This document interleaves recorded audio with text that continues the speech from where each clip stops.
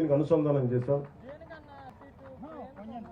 మనం కామధేను అంటాం కదా, ఆవుల ద్వారా పాల ఉత్పత్తితో పాటు గోమయం సహజ ఎరువుగా ఉపయోగించడం వల్ల భూసారం ఇందాక చెప్పినట్టు పెరుగుతుంది.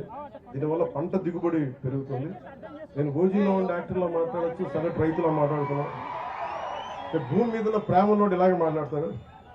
సో పాల ఉత్పత్తితో పాటు తోటల పెంపకం, చేపలు, కూరగాయల ఉత్పత్తి వంటి వివిధ ఆదాయ మార్గాలతో రైతులకి ఒక వ్యవస్థలో ఎక్కువ లాభం పొందేలా ప్రణాళికని రూపొందించాం. ఈ ప్రాజెక్టు వల్ల నీటి వనరులు పెరిగి వ్యవసాయాన్ని మెరుగుపరిచే అవకాశం ఉంది.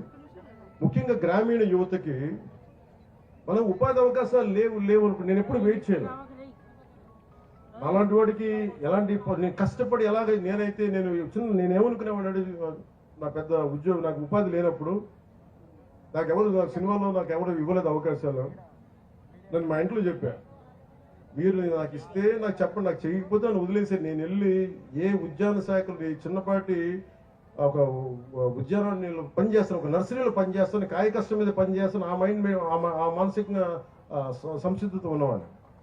అండ్ ఎందుకంటే మీరు పని చెయ్యాలి అని కోరికున్నవాడికి, నిజంగా బద్ధకం అనేది లేని వాడికి మనకి లక్ష్మీదేవి ఉంటుంది తప్ప పక్కన, నిజంగా పని చేయలేదు అనుకున్నవాడికి కష్టాలు ఉంటాయి తప్ప పని చేద్దాం అనుకున్నవాడికి ఎప్పుడు కూడా ఏది ఎదురు కాదు.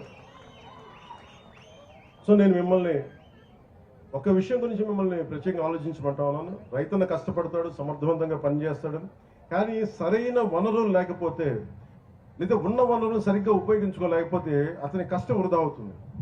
అందుకని ఈ ఫామ్ పాండ్ ప్రాజెక్ట్స్ ద్వారా, నీటి కుంట ప్రాజెక్ట్ ద్వారా రైతులకి నీటి